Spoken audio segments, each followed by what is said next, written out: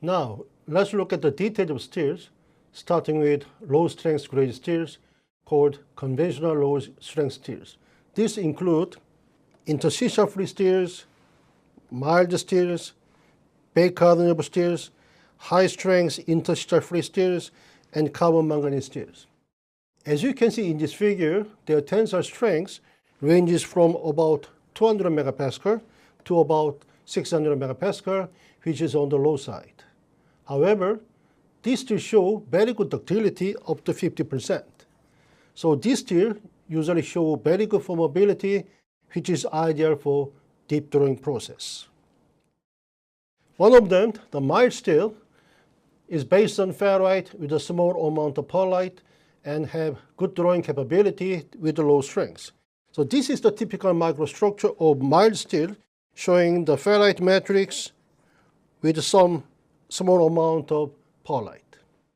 However, to have better formability than mild steels, a new type of steels called interstitial-free steels have been developed.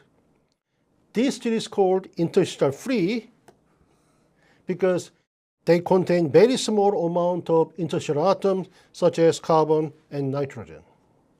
As I just mentioned, interstitial-free steel shows better formability and also higher work hardening rate, which means N value, than mild steels.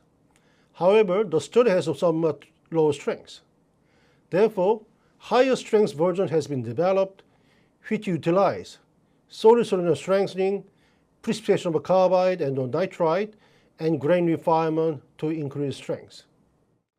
So in this case, the control of alloy composition is needed.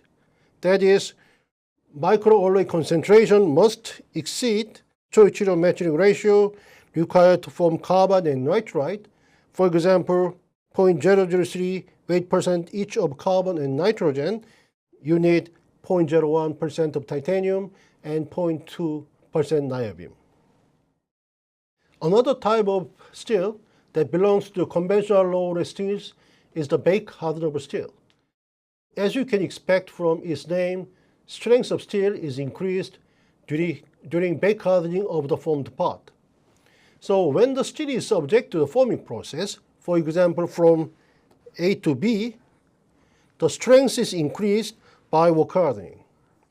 During the baking process, carbon atoms diffuse into dislocations, making dislocation difficult to move, which is known as strain aging phenomena.